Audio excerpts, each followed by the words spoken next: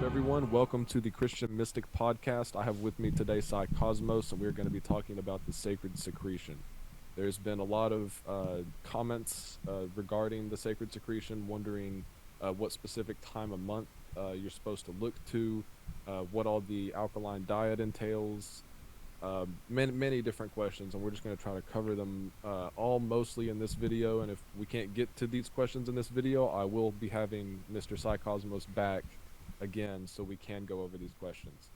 How's it going, man? Everything's going great. My name is Matt. I'm one of the co-founding members of Team Psycosmos. We started this project probably roughly 5 years ago. A lot of it was having to do with this mass awakening that we're feeling. We kind of got a little bit of that energy a bit early.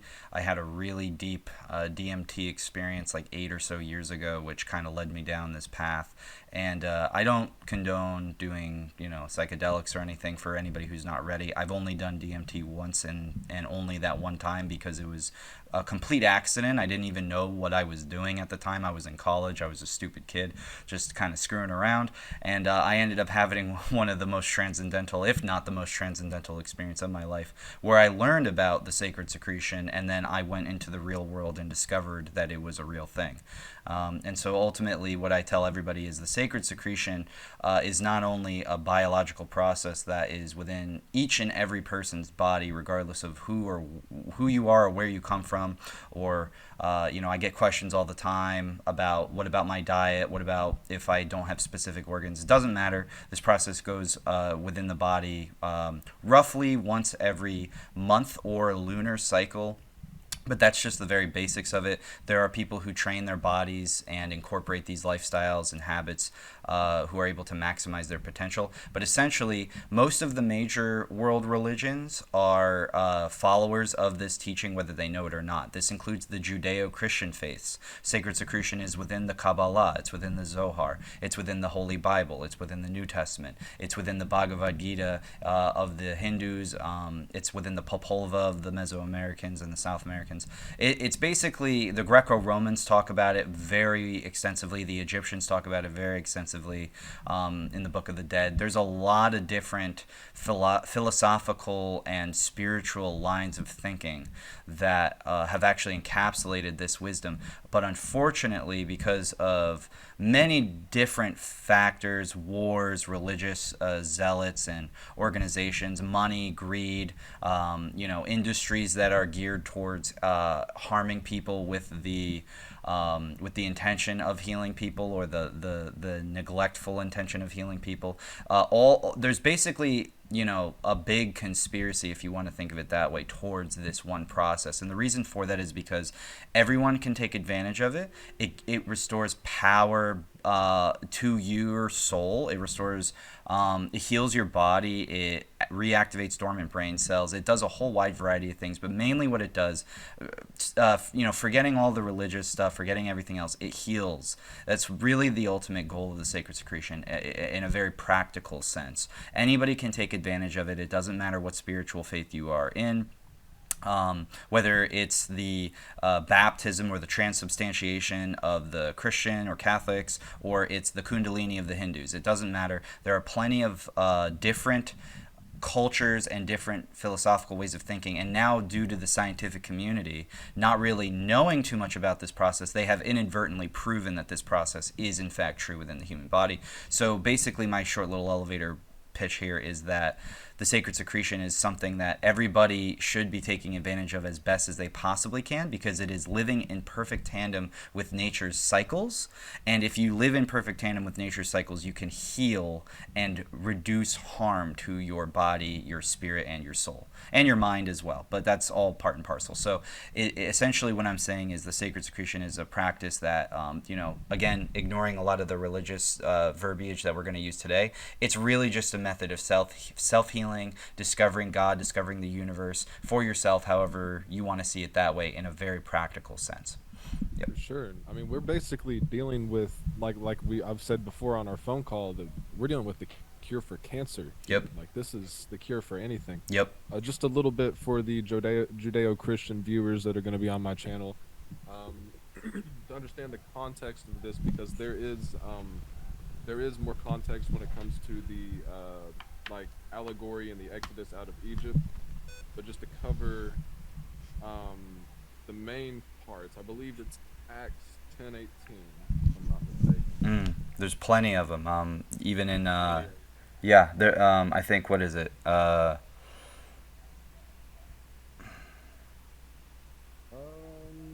When yeah.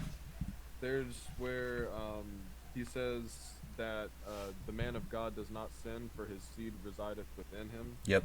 Uh, it may not be Acts actually. It may be Romans 10. Yeah, it's Romans It's 10:18. Romans. That's correct. Yeah. Yeah, Romans 10:18, and it says this is choose because it's really quite there in all of the different translations.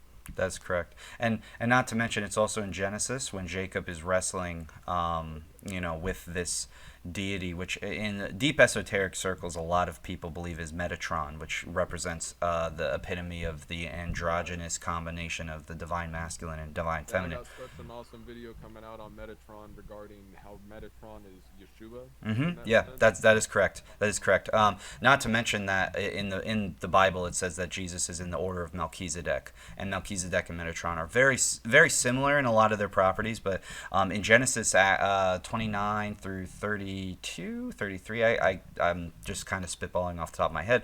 There's this entire story where Jacob is wrestling with this angel. He feels a whole bunch of tension in his hips. There's a very specific, important point to that because that has to deal with the sacrum. The sacrum is very crucial to the sacred secretion process. The sacrum is the lowest bone of the Stone of spine. stone of And stone. yep, The sword in the stone, the holy grail, exactly. It's also the sword and shield because it looks like a shield with a sword in it. There's a whole wide variety, the philosopher's stone, etc. And really it's just the combination of the entire spine, including the brain. But he looks upon the face of God and he calls it Mount Peniel, and that's the pineal gland, and the numerology behind those specific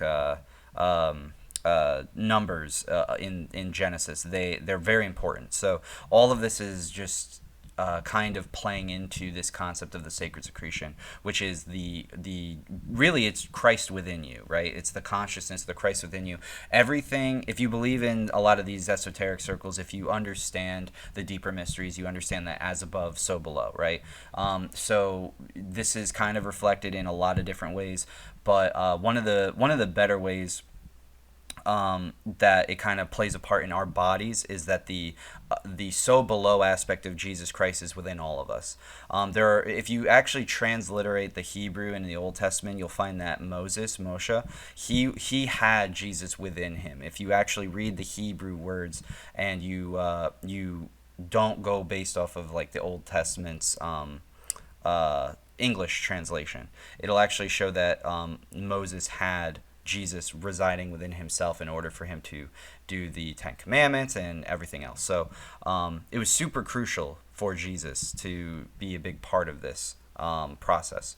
And yeah, I know it was like a little glitchy there. It's Can you hear me? Yeah, I can hear you Okay, fine. okay, I can hear you. Cool. Okay. So yeah, it's super crucial that Jesus is actually within you because this whole entire concept of Christ consciousness is really taking off right now, He's the and microcosm of the macrocosm. exactly. So the microcosmic aspect of this is actually there's a whole bunch of different scientific jargon that I could use, but it's basically light enriched plasma. So there's plasma within our human body, and as long as you're taking care of yourself, it'll actually enrich itself with light, vibration, a bunch of metaphysical properties, and then those metaphysical properties will combine with a bunch of this is like the again transubstantiation. The Catholic Church calls it that, but if you go for that Latin, that English Romanized word, and then you go for the Greek translation of the word transubstantiation. This, of course, being where you in the Catholic Church they take the bread and the wine. So this is actually an external validation of what happens within, and transubstantiation in Greek is actually mitosis. This is where we get the word for transubstantiation in the Catholic Church. So the entire properties of what they're talking about is really mitosis, which is the splitting of cells. The splitting of cells is how cells heal, and the sacred secretion process is actually a greater mitosis process. So the sacred secretion itself, this mitosis process. This is the first act that we take as human beings, right? So when the sperm hits the egg, the first thing that we're doing is we're splitting. Our egg splits. It splits internally, and then it splits, and it continues to split. It's a division. It's the exact same thing on how God, the Big Bang Theory, all created all of existence through kind of disseminating its essence through all of reality, right? So Recording stopped. Oh, Recording in progress. you good? All right, yeah, I think so. That was weird. It just crashed and then started recording the second it came back up. So It's all good. It's all good. We'll just keep rolling with it. Well, what I can do too is I can edit this video and then I'll send you the edited copy because I was going to do that anyway. So it's all good. But anyway, what I was saying was, yeah, the transubstantiation, this Catholic word, and there's a bunch of different other different acts, right, that a lot of people do in different cultures that kind of represent this. But I'm going for the Judeo-Christian Catholic terminology because we're really talking about Jesus Christ, the internal Jesus Christ. But even if you want to go to the Hindus, there's also Kundalini. Kundalini's huge as well. we can go back real quick to where I was talking about the gospel of the kingdom. Yeah. Where that's in Psalms 19 and Romans 10:18. That's talking about the gospel of the kingdom that casts out sick or casts out demons and heals the sick. If you read any of those verses in context, there usually be like a little I forget what the actual word is, but it's like a little letter or something beside it, and you can go down and find it in the footnotes. Now, if you go to the footnotes, it'll take you right to Romans 10:18 and right to Psalms 19. Psalms 19 says, "For the heavens declare the glory of God, and the firmament showeth his handiwork. Day unto day uttereth speech, and night unto night showeth knowledge.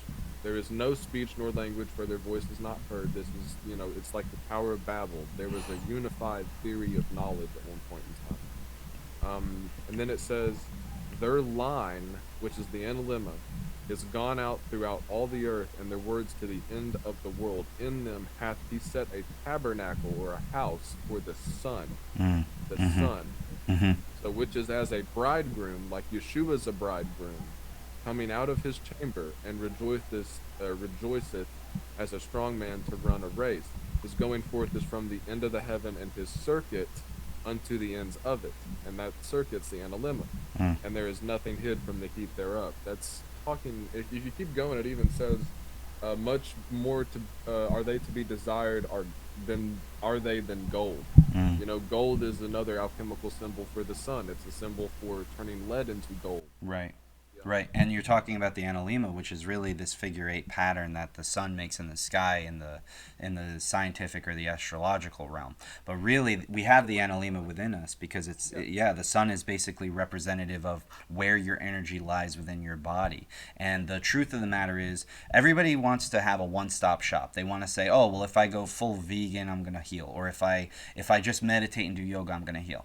You have to master every aspect of everything in your life, just as the way that God represents everything in all aspects of your life. If you really want to kind of push onward and have that connection with God or with the universe, right? So this includes mentality, emotions, the physical aspect of life. People want to basically pick and choose. They want to neglect certain parts, but it doesn't work that way, right? Ultimately, what the sacred secretion entails is mastering every single aspect of yourself that you possibly can.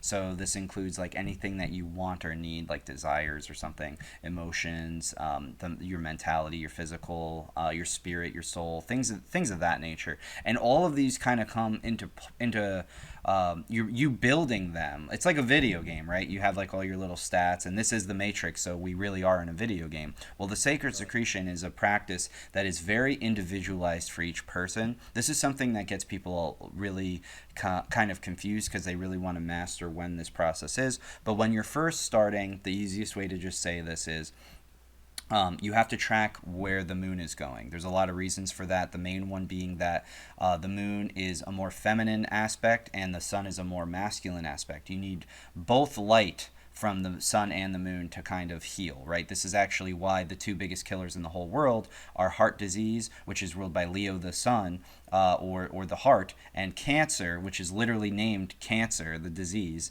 But there's also cancer, the zodiacal sign, where your cells smother each other and then you fester and you die that way. You need to master both the light and dark aspects of your life in tandem, and you have to walk the middle path just like Jesus did. This is again why those two big killers are related to the Leo and Cancer, which represent the sun and the moon. So if you're not living in tandem with the cycles of nature, then basically you just don't live very long and you die. Now, a lot of people naturally do these processes by default. They do it automatically. They don't even realize that they do it. They've probably been doing it their whole lives. Hell, some of them are going to be doing it right now while they're watching this video. However, there are things that people do, matrix material level BS crap that people do that can actually harm this process during each cycle of the lunar cycles, which is a month or a month. This is why months are named that way after the moon. So ultimately, the big thing is that as long as you're taking care of yourself, you're eating properly, you want to have an alkaline diet. That means that you want to avoid acidic foods, and you can Google all that because I don't need to go off on a laundry list for that. But you want to have an alkaline diet during this period of time where the moon, which is the maternal aspect, the Holy Mother, which is more of an invisible force, whereas the sun represents the more paternal aspect, the godly force, a very masculine aspect. It's very direct. The moon, it controls the tides. It controls the waters within our bodies, just like it controls the waters all over the earth. So it's not a crazy estimation to assume that the moon does control us. And it does. In fact, cops and police officers will tell you they have more crime on a full moon than any other time because blood is flowing, people are agitated, whatever.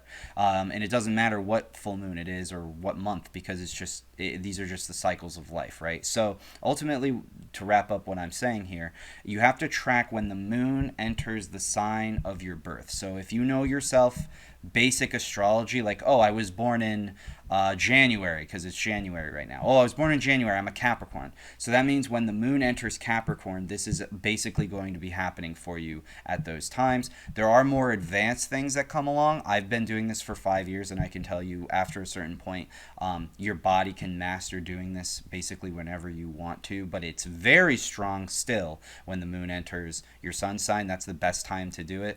But you want to avoid things like orgasming, eating bad acidic foods, destroying this plasma that is being created within your body, destroying this energy. You want to avoid bad emotions. You want to meditate, do yoga. You want to do practices that are good and healthy for you. You want to exercise. You want to be with family and friends, and don't be around people who are going to be like, hey, let's go out to the bars. You don't want to do that. Ironically, you might find yourself in situations like that, but either way, you want to stay true to yourself, stay true to God, and that's basically a very small little semi-detailed explanation of how to activate this process, and a lot of it is just energy manipulation, which is very tough for a lot of people, but we can get into more advanced tips the more that we have conversations too.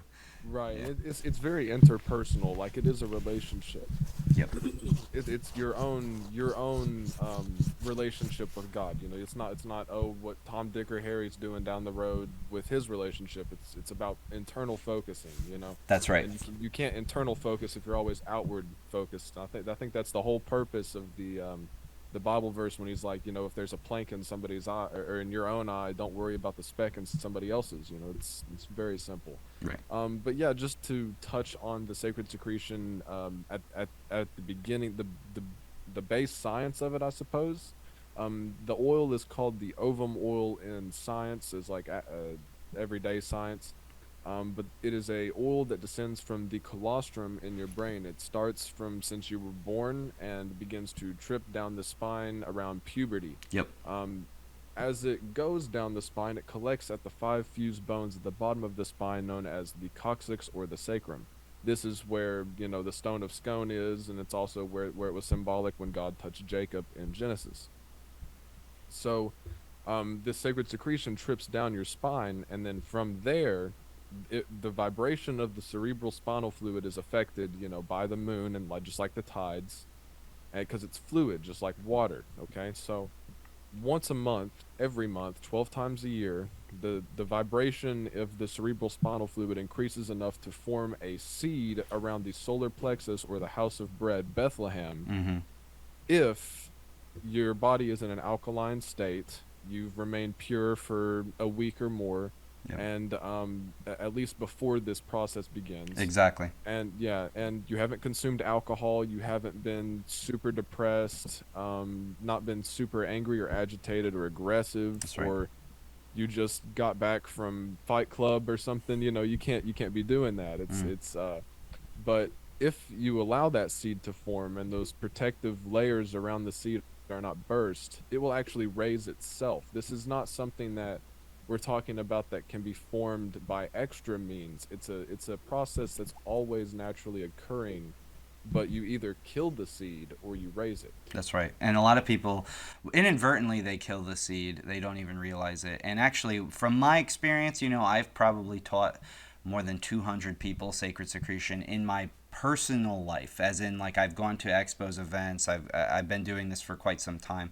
and I've taught people these truths. And what I find is that it doesn't matter what gender, people seem to gravitate towards these very matrix and low vibrational things during those periods of time where the moon does enter their sign. I love everything that you said, because essentially what happens here is your body, if anybody's confused on what he just said, your body basically during this process of the month where the moon is shining down this specific vibrational frequency of light, which your body is acclimated to, when that happens, your body converts this light into matter. And the point of this process is to then convert the matter back into light to send back to source. That connects you to God. So basically, this light hits the claustrum, the Santa Claus part of the brain.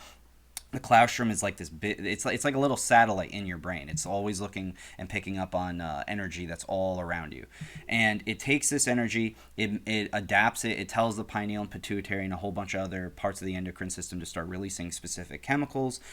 Those chemicals then travel down, as you said, the base of the spine. Specifically, it's the back part of the pituitary gland, because pineal is like pine cone. It's supposed to be, and there's a lot of other things that are about the pineal gland, but basically it's supposed to be this spiral. It's a spiral, and the spiral is super important because that's like DNA. It's like our bodies. It's Fibonacci. yeah, exactly. Yeah, Fibonacci. Fibonacci. So the pineal is super important, but the pituitary is also important. But what a lot of people don't know is that the pituitary gland is actually two glands. So this is the Trinity within the brain. This is the Father, the Son, and the Holy Spirit. The Son and the Holy Spirit, the Son and the Mother, just like how in our galactic sky we have the solar sun, which is called a sun for a reason, because the star Sirius in Cancer, Isis, is the Holy Mother. They're in a binary star system. Actually, it could potentially be a trinary star system, and more than likely is, but I haven't figured out what that third star is yet. So if you know, drop a comment. But anyway, the binary star system that we have as above is also within us so below. And these two, the pituitary gland, is actually two glands in one.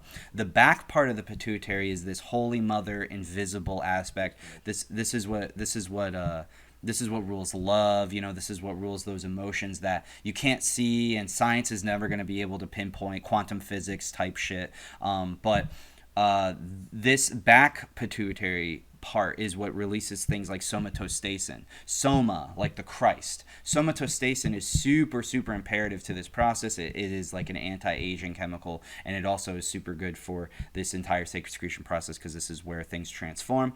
All of these chemicals kind of travel down the spine, and the spleen, the liver, the pancreas, the adrenal glands on the kidneys themselves, and the genitals mainly, are all creating different, and the digestive tract even creates some soma as well. The lungs create DMT. All of these different processes, all these different chemicals essentially are filtering your body, cleaning your body at this time. A lot of people feel really lethargic. They might feel really low. They might feel really depressive. They might feel really angry, horny, hungry, whatever. I've heard it all. There's a very powerful energy once a month where this hits people, and they want to do bad things. But they really shouldn't. They should actually be doing the opposite. They should be trying to uplift themselves, because as you said, as all of these chemicals are basically traveling towards your center point of gravity, which is that Virgo house of bread. And keep in mind, Virgo is an M, and Scorpio is also an M, because both of these signs hold very key secrets. That's why they're an M, because it's Ma. It's the 13th element. M is the 13th letter in the English alphabet, and Ma is like, mother, marine. All of these things represent the feminine aspects of creation. So with that being said, this divine, holy, feminine aspect of our being is basically invisible, and we don't really see it. We don't really understand it until we connect to it, because it's not as a physical thing. This also plays in part with like Gnosticism, right? Because Gnosticism talks about Sophia. But putting that aside, Virgo is super important, because Virgo is basically the sign which represents meteors and asteroids. Now, if you all remember, there's an asteroid belt between Mars and Jupiter. There's a secret hidden within that asteroid belt. That asteroid belt in the as above represents Jesus Christ, because it was born of the Virgin Mary and it died. It sacrificed itself so that all of the magnetism of all the other planets could envelop and could work in tandem so that we could even exist. So Virgo and Scorpio, of course, that one's a little bit easier. That one has a secret because it's sexual, and this is where like the sexual alchemy of everything comes into play. Those two elements hold very key secrets, and not a lot of people know that. But anyway, so all of these fluids eventually make it to the base of the spine. The spleen, which is actually one of the more important organs, it's a very feminine organ. The spleen actually assists in creating a whole wide variety of this plasma that is necessary to encapsulate this light energy, so in order for it to basically germinate and create that Christ seed. So the spleen is like the manger, and if you look into the etymology of the spleen, it actually ties back to things that mean things like manger or house of bread, or even like house of fish, which we know Jesus was the fish. So anyway, all of this also goes back to your body being the temple of the Holy Spirit. Exactly. Your body's the temple of the Holy Spirit. Yes, exactly, because the Holy Spirit is that invisible element, and your whole purpose is to adopt and embrace those invisible aspects of light, because that's where God's light shines. The brightest is in the darkness, where things don't make a lot of sense. And so anyway, all these chemicals travel to the base of the spine. The base of the spine, if you are chaste during this time, if you are celibate during this time period. Now, there's some things that you should also know when it comes to sex. You can actually still have sex, but you can't orgasm. And it's actually very good for you if you have a partner who's okay with having sex. But everybody ties sex and orgasms together. They're not the same thing. If you have the sexual act without orgasm, and then what you're doing is basically having a piston charge full of blood.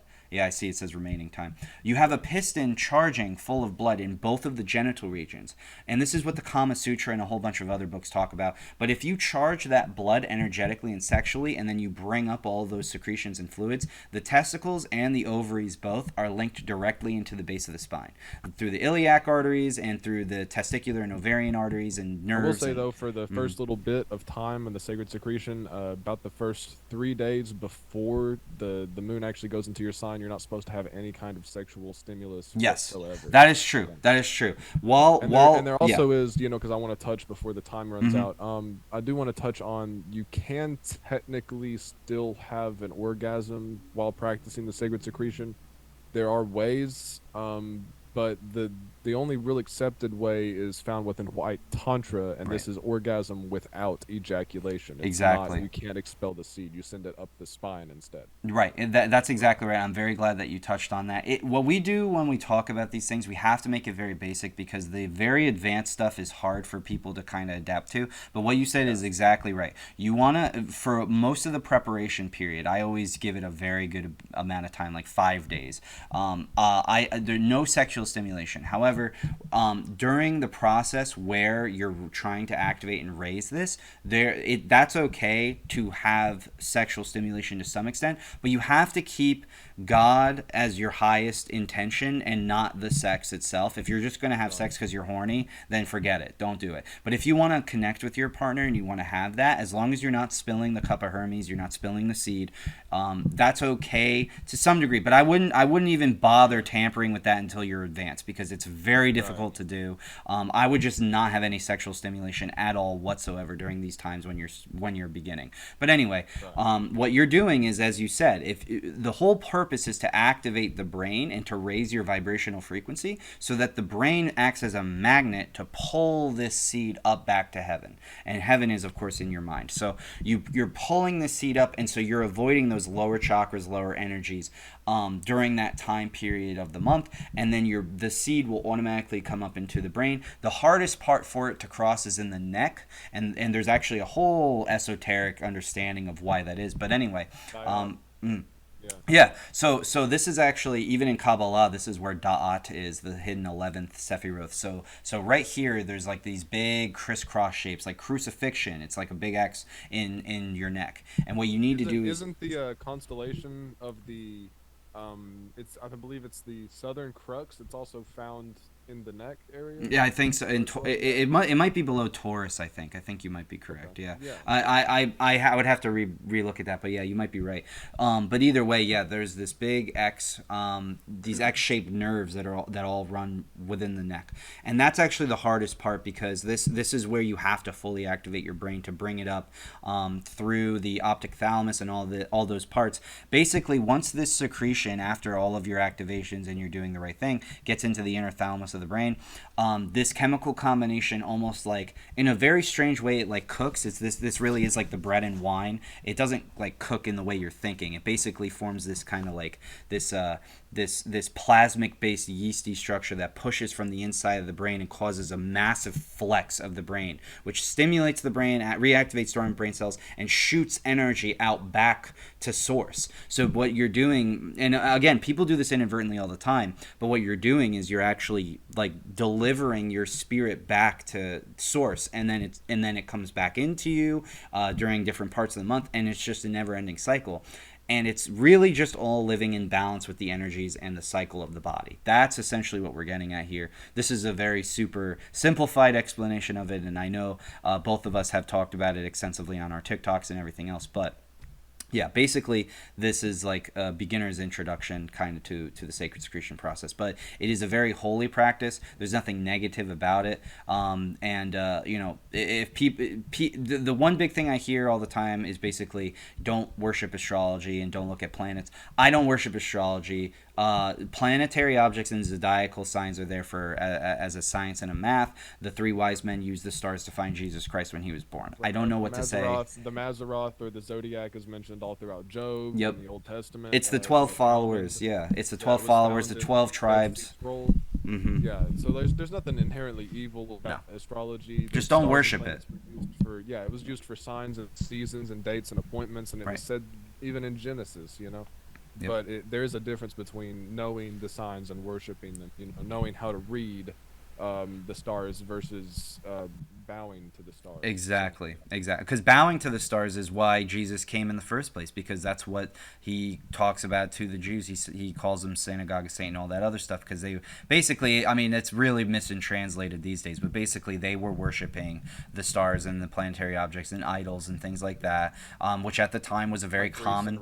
Right, and that's a very common thing that they did back then, and Jesus came and said, no, dude, there's something way bigger than that. You guys have to look outside of yourself. You have to know what love is and God is and all that other stuff. And they killed him for it, but that's, again, the reason that he is the Son of God is because this process happens within you. You are this is actually where we get the word Mashiach, the Messiah. It comes from a Hebrew word meaning mashak, which means oil or anointment. That's actually what the Zohar states the whole purpose of the Kabbalah is. The Kabbalah being like the tree of life or the pathway to God.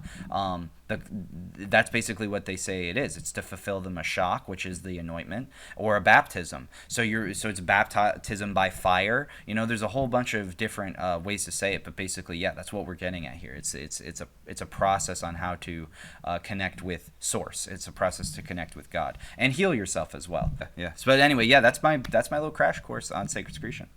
Crash course. I like how to. I'll actually probably title this the crash course of the Sacred Secretion with Psycosmos. I love So that. Yeah, let's do for it. Let's sure. do it. It Awesome. was awesome having you on. Really quick, I want to, because we got 3 minutes left, I want to kind of talk about the female sacred secretion cycle because I've heard so much about the male probably for, I mean, almost half a decade now, but I haven't really heard anyone touch on the female part of the sacred secretion. Thank you for bringing that up, and I'm going to try to do this in about a minute. So, basically, throughout history, the last 2,000 years specifically, this wisdom was really safeguarded by males. So, it's very male-dominated wisdom as of today. But now, as I've been working with more and more women, and we've been getting more and more answers, it seems as though that there's a clear differentiation. I've had a lot of women tell me it works the same way as the men's cycle. I've also had a lot of women tell me otherwise. This is what I personally believe. I think women are much more intuitive and they're much more prone to energy than men are. I mean, that's a fact. Everybody knows it. Women are much more psychic in those types of abilities. And personally, I think that there's a lot of evidence to show that the women have sacred secretion happening during their menstruation ovulation cycles. I think it's specifically during menstruation. I have not been able to piece that together fully Yeah, yet. I've but heard that they can even stop blood flow entirely by practicing the sacred secretion. I I have don't also know heard that, that. and I can't. Yeah, I I can't. have I actually I have one girl, ironically, who is actually here healing with me. She's staying at my house, and That's intense. she falls into that category because she has been practicing this as well, and she no longer menstruates. But she's very healthy, and she does a phenomenal job with it. It's all about trying to get more data. I'm very open to listening to more females on this because I've heard a lot of things. But yeah, I do believe that the majority of the wisdom was male dominated. So it's going to take more time and experience and details and data for us to figure out the truth of that. For sure, and I'm gonna for sure have Mr. Psycosmos on here again to just more expand on it. We just wanted to go over a short little bit about the sacred secretion today, and hopefully in the future we can cover all of your all's questions. If you have any questions, leave them in the comment section. If you have any questions about us, the specific astrological timing, I can also send you to websites that I use personally to read the stars and know when my moon is entering my sun sign. And go follow So, Christian yeah, Mystic too on TikTok and everything, and on YouTube. He's so I great. appreciate that. Yeah, and I'm Psychosmos again. Yeah, go And follow yeah, Psycosmos. yeah, lots of love to you For sure. guys. Many blessings, and yeah, Absolutely. it was great, man. I love this conversation. For Take sure. care and have a God great day. bless you all.